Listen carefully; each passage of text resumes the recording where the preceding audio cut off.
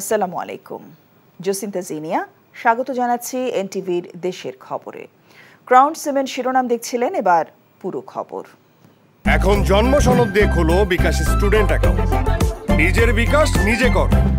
সাম্প্রতিক সহিংসতার ঘটনা তদন্ত করতে ইতোমধ্যে জাতিসংঘ সহ আন্তর্জাতিক সংস্থাগুলোর সহযোগিতা চাওয়া হয়েছে উল্লেখ করে প্রধানমন্ত্রী শেখ হাসিনা বলেছেন, তিনি চান পুরো ঘটনার যথাযথ তদন্ত হোক, যাতে এর সাথে জড়িতদের শাস্তি নিশ্চিত করা যায়। জাতীয় মৎস্য সপ্তাহ 2024-এর উদ্বোধনকালে তিনি এসব কথা বলেন। ধ্বংস হয়ে যাওয়া স্থাপনাগুলো হয়তো আবার নির্মাণ করা যাবে, কিন্তু প্রাণগুলো আর ফিরে পাওয়া যাবে না বলেও মন্তব্য করেন শেখ হাসিনা। আমি তার আগেই জুডিশিয়াল কমিটি করে দিয়ে এবং আজকে আবার আমি নির্দেশ দিয়েছি, আমরা একজন জজ সাহেবকে দিয়ে করেছিলাম, সেখানে আমি বলেছি আরও দুজন লোকবল বৃদ্ধি করে দিয়ে এবং তার তদন্তের পরিধি বাড়ানো। সেই সঙ্গে আমরা জাতিসংঘের কাছে আবেদন করেছি যে আমরা আন্তর্জাতিকভাবে বিভিন্ন সংস্থা আছে, বিশেষ করে বিদেশে, তাদের কাছে আমরা সহযোগিতা চাই যে এই ঘটনার যথাযথ সুষ্ঠু তদন্ত এবং যারা এর সঙ্গে দোষী তাদের সাজার ব্যবস্থা। কারণ আমি জানি যেখানে আমার কোনো ঘাটতি ছিল না। গুজব ছড়াচ্ছেন এমন 50 ব্যক্তির বিষয়ে ব্যবস্থা নিতে ফেসবুক কর্তৃপক্ষের কাছে অভিযোগ করা হয়েছে। এ তথ্য জানিয়েছেন তথ্য ও যোগাযোগ প্রযুক্তি প্রতিমন্ত্রী জুনায়েদ আহমেদ পলক। দুপুরে বিটিআরসি ভবনে সংবাদ সম্মেলনে তিনি আরও জানান, দেশে ইন্টারনেটের গতি বৃদ্ধির চেষ্টা করা হচ্ছে। হাসানুল শাওনের রিপোর্ট। দুষ্কৃতিকারী এবং অপপ্রচারকারী বুধবার দুপুরে এই সংবাদ সম্মেলনেই ইউটিউব, ফেসবুক সহ সব সোশ্যাল মিডিয়া প্ল্যাটফর্ম চালুর ঘোষণা দেন তথ্য ও যোগাযোগ প্রযুক্তি প্রতিমন্ত্রী। এ সময় জুনায়েদ আহমেদ পলক জানান, টিকটক, ফেসবুক এবং ইউটিউব কর্তৃপক্ষের সাথে কয়েক দফা বৈঠক করে উস্কানিমূলক ভিডিও ও গুজব ছড়ানো পোস্টের বিষয়ে তাদেরকে সতর্ক থাকতে বলা হয়েছে। এছাড়া গুজব ছড়াচ্ছেন এমন 50 ব্যক্তির বিষয়ে ফেসবুক কর্তৃপক্ষের কাছে অভিযোগ করা হয়েছে বলেও জানান তিনি। তাদের অ্যাকাউন্টগুলোকে ব্লক করার ব্যাপারে তারা একটু শক্ত অবস্থায় থাকে এবং তার কারণও তারা ব্যাখ্যা করেছে। যেহেতু তারা একটা ব্রডকাস্টিং চ্যানেল, তারা অনেক ব্যাখ্যা দিয়েছে। সেই বিষয়ে ভবিষ্যতে তারা আরও ক্লোজলি কাজ করবে এবং তারা আগামী দিনে সরাসরি আরেকটা বৈঠকের সময় চেয়েছে। এ সময় Junaid Ahmed Palak জনগণকেও social media platform ব্যবহারে দায়িত্বশীল হওয়ার আহ্বান জানান। একটা চক্র কিন্তু সবসময় তৎপর আছে, তারা দেশে বিদেশে খুব সক্রিয় আছে। তাই আবারও অনুরোধ করব যে আমরা আমাদের সকল সোশ্যাল মিডিয়া কমিউনিকেশন অ্যাপ্লিকেশন সবগুলো আমরা উন্মুক্ত করে দিচ্ছি। আমাদের ইন্টারনেটের সর্বোত্তম ব্যবহারটা আমরা যেন ইতিবাচক করি, কিন্তু ইন্টারনেটের সোশ্যাল মিডিয়ার কোনো নেতিবাচক ব্যবহার যেন আমরা না করি। এছাড়া জনগণ যাতে পূর্ণ গতিতে ইন্টারনেট ব্যবহার করতে পারে সে চেষ্টা করা হচ্ছে বলেও জানান আইসিটি প্রতিমন্ত্রী। Hasanul Shaon, NTV news, Dhaka.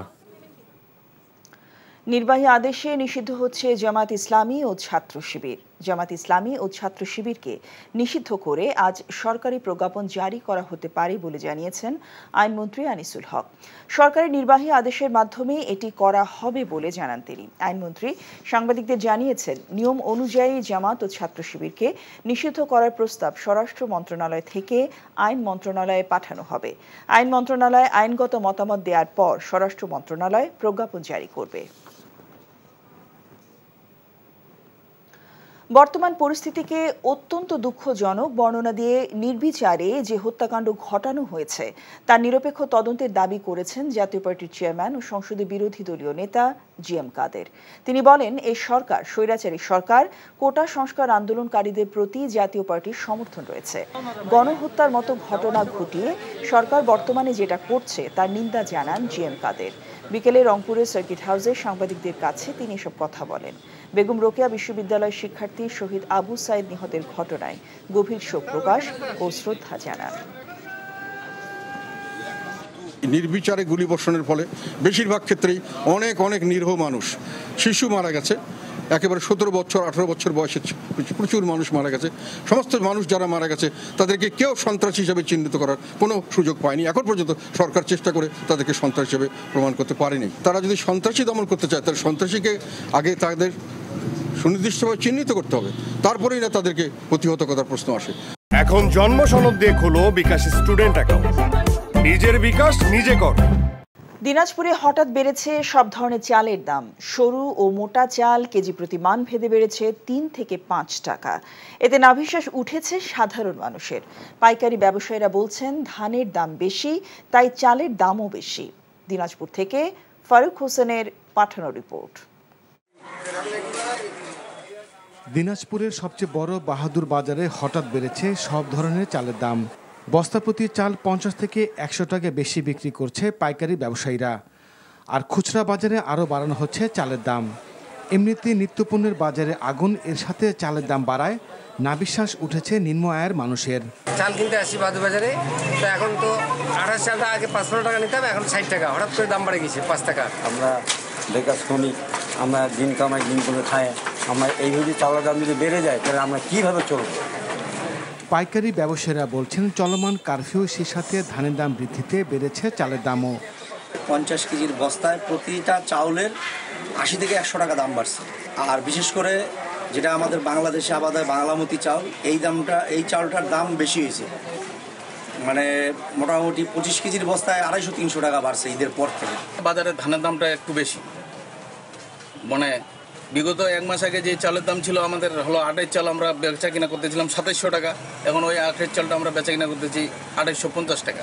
Syndicate রুখতে চালের বাজার মনিটরিংয়ের দাবি ভোক্তাদের। NTV news desk.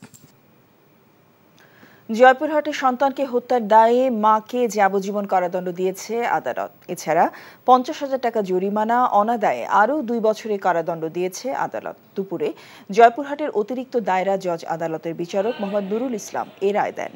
2007 সালে কলহের জেরে পরিবারের অন্য সদস্যদের ফাঁসাতে 6 বছরের শিশু সন্তান রাকিবকে গলা টিপে হত্যা করে মা রেশমা বেগম বুলি।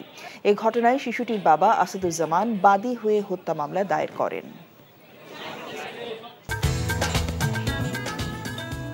এই ছিল দেশের খবরে। এই খবরের ভিডিও সহ আপডেট জানতে ভিজিট করুন NTV অনলাইন www.ntvbd.com।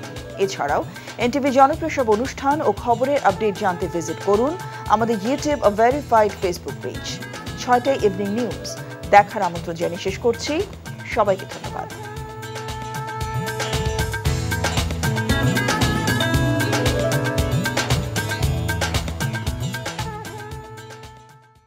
এখন জন্ম সনদ দিয়ে খোলো বিকাশ স্টুডেন্ট অ্যাকাউন্ট। নিজের বিকাশ নিজে কর।